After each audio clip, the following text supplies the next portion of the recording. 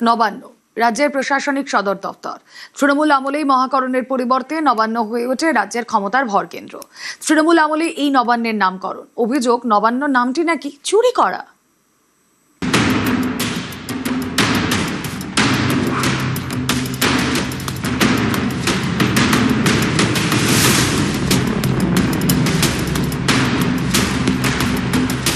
অনেকে বলছেন এ যেন চুরির বৃত্ত সম্পূর্ণ।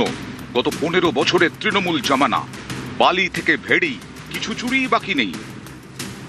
তৃণমূল জামানায় রাজ্যের প্রশাসনিক সদর দপ্তর হয়ে ওঠে নবান্ন। এই নবান্ন নামটিও নাকি চুরি করে নেওয়া।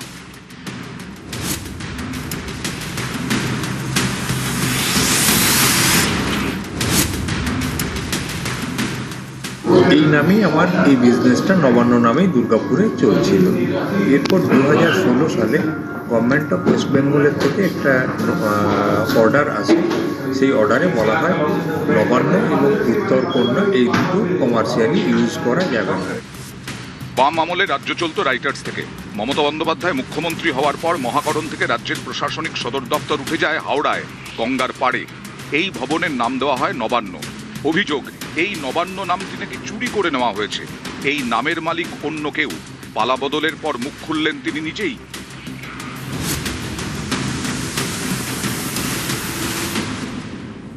নবান্ন আমার আপনার 7/9/2008 আমরা পেটেন্ট অফিসে থেকে আমরা নবান্নটা ট্রেডমার্কের জন্য আমরা অ্যাপ্লাই করি এবং ওটা 2009 সালে নবান্ন নামটা ট্রেডমার্ক হিসাবে অ্যাপ্রুভ হয়। এরপর এই নামেই আমার এই বিজনেসটা নবান্ন নামেই দুর্গাপুরে চলছিল। এরপর 2016 সালে গভর্নমেন্ট অফ ওয়েস্ট বেঙ্গলের থেকে একটা অর্ডার আসে।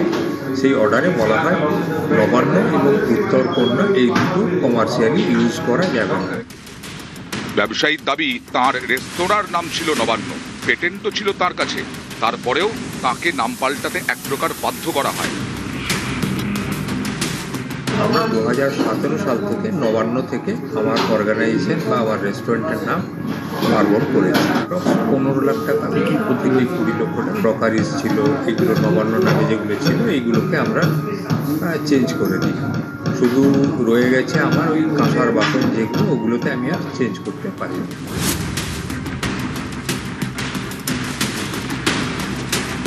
এক নজিরবিহীন পরিস্থিতি। রাজ্য প্রশাসনের সদর দপ্তর, সেটার নাম নাকি চুরি করে নেওয়া। এই নবান্ন কাহিনীতে কোলাহল পড়ে গেছে বাংলার রাজনীতিতে। দুর্গাপুর থেকে অর্পণ চক্রবর্তী, নিউজ 18 বাংলা।